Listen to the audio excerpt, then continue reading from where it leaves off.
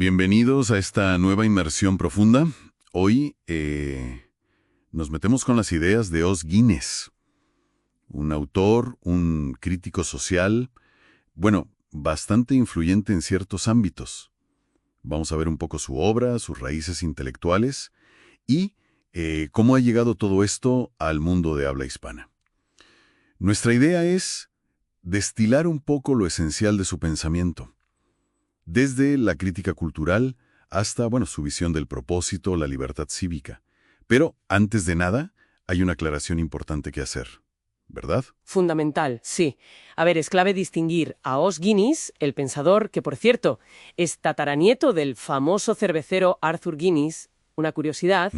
Distinguirlo, digo, de la marca Guinness World Records. No tienen absolutamente nada que ver. Vale. Aunque el apellido, claro, genera confusión. Sobre todo aquí, donde los récords son tan conocidos. Entendido. Pues nada, con eso ya, claro, vamos al lío. A ver, Guinness se describe a sí mismo como un analista cultural que está en el mundo, pero sin ser de él. Esto suena un poco a mantener las distancias, ¿no? ¿Cómo funciona eso en la práctica? Pues mira, se traduce en una necesidad, yo diría, constante de analizar la cultura críticamente. Su doctorado en sociología en Oxford y sobre todo la influencia de Peter Berger, que fue un sociólogo importantísimo. Ajá. Berger exploró cómo construimos la realidad socialmente, el significado. Pues todo eso le dio herramientas muy específicas. O sea, antes de proponer respuestas desde la fe, Guinness analiza fenómenos como la secularización, ¿sabes? Esta pérdida de influencia de lo religioso en lo público. Claro. No es solo teología lo que hace, es análisis social riguroso. Quiere entender el Evangelio, sí, pero también el mundo actual, leer los signos de los tiempos, como se suele decir. Entiendo. O sea que esa base sociológica es fundamental para ver que no habla solo desde la fe, sino desde la observación atenta de la cultura. Y aquí conecta con algo que, a mí me llama la atención, su crítica al antiintelectualismo, incluso dentro de círculos de fe. Menciona títulos como Fit Bodies, Fat Minds, cuerpos en forma, mentes obesas. Es bastante directo. Muy directo, sí. Critica lo que él ve como una superficialidad cultural muy extendida y defiende un rigor intelectual fuerte también en la fe. Se inspira, por ejemplo, en el modelo del Areópago, ¿recuerdas? Donde Pablo debatió con filósofos en Atenas, usando la razón, entrando en diálogo. Ya. Pero no se queda solo en el diagnóstico, ¿eh? En Amarás a Dios con toda tu mente, por ejemplo, desarrolla una teología de la mente, da pautas para fortalecerla, y esa misma lente crítica la aplica a cosas como las megaiglesias. Se pregunta si su crecimiento va en línea con el Evangelio o si responde más bien a modas culturales, al consumo, al espectáculo. Vaya, es potente esa conexión entre crítica cultural, fe y rigor intelectual. Y esta búsqueda de profundidad parece que le lleva a su obra quizá más conocida sobre el sentido de la vida, el llamamiento, The Call. Exactamente. El llamamiento es ya un clásico sobre la vocación, el propósito, entendido como algo personal dado por Dios.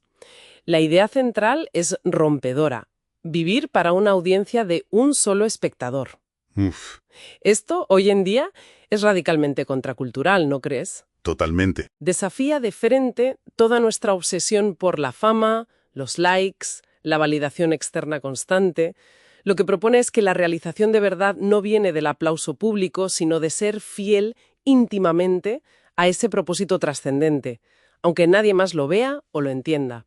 Es su respuesta a la alienación, al individualismo moderno. Me parece fascinante y a la vez un desafío, enorme llevarlo a la práctica. Pero esta visión tan personal del propósito no le aísla del mundo, ¿no? Porque también tiene una faceta de activista cívico importante. Sí, y muy marcada. No es algo secundario para él. Esa idea de vocación personal no la ve desconectada del contexto social para nada.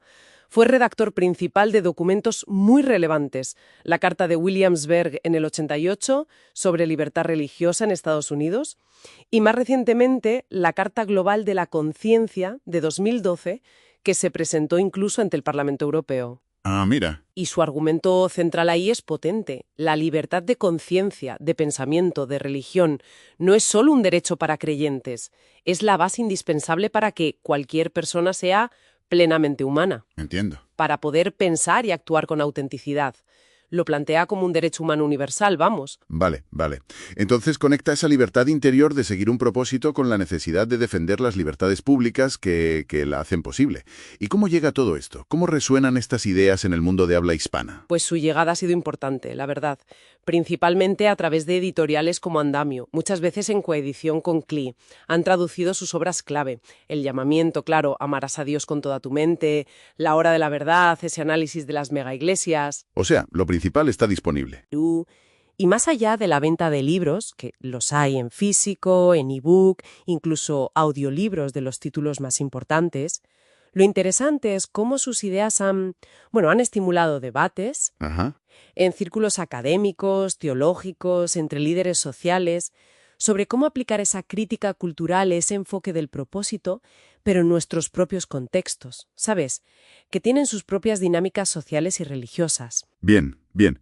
Entonces, si intentamos resumir un poco el legado de Guinness, vemos un pensador que intenta tender un puente, ¿no?, entre un análisis social riguroso, casi académico, y una convicción de fe profunda, ofreciendo un marco para entender y actuar en la cultura de hoy. Exacto. Combina esa alternativa profunda al vacío de sentido con el llamamiento y la audiencia de uno, con herramientas bastante sólidas para defender libertades esenciales, como se ve en la Carta Global de la Conciencia. Su obra está ahí, circulando, y busca equiparar a gente en el mundo hispano para ese análisis cultural crítico y comprometido. Nos deja pensando. A ver, en una cultura como la nuestra, tan volcada en la imagen, en la validación instantánea, ¿qué significaría realmente tomarse en serio eso de vivir para una audiencia de un solo espectador? ¿Es una utopía liberadora o una carga casi imposible de llevar hoy día? Bueno, una reflexión interesante para seguir dándole vueltas.